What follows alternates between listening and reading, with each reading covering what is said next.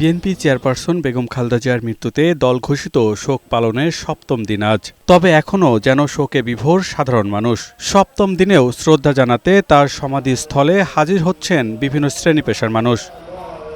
সকাল থেকেই চলে কোরআন খতম ও দোয়া মাহফিল। দুহাত তুলে মোনাজাতে অংশ নেয় আগতরা।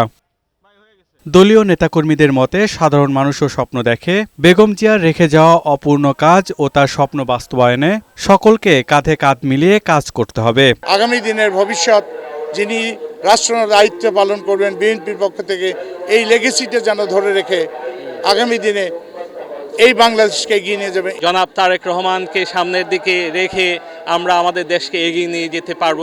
এ সময় শ্রদ্ধা জানাতে আসেন ঢাকা জেলা বিএনপির সভাপতি খন্দকার আবু আশফাক ও সাধারণ সম্পাদক নিপুণ রায় চৌধুরী। এ সময় তারা আগামীর বাংলাদেশ নিয়ে জানান তাদের প্রত্যাশার কথা। আগামী দিনে আপনাদের সকলের সহযোগিতা ইনশাল্লাহ জনগণের ভোটে আমরা নির্বাচিত হয়ে তার হাতে আমরা ক্ষমতা তুলে দেব। মানুষের ভোটের অধিকার ছিল না, জনগণের স্বাধীনতা ছিল না, সেগুলো আমরা আবার আপনাদের মাঝে ফিরিয়ে দেবো ইনশাল্লাহ। শহীদ রাষ্ট্রপতি শহীদ জিয়াউর রহমানের সমাধির পাশে তিনবারের সাবেক প্রধানমন্ত্রী বেগম খালেদা জিয়াকে সমাহিত করার পর থেকে সর্বস্তরের জনসাধারণ প্রতিদিন তাকে শ্রদ্ধা ও ভালোবাসা জানাতে আসছেন। পিয়াস মাহমুদ, বৈশাখী সংবাদ, ঢাকা।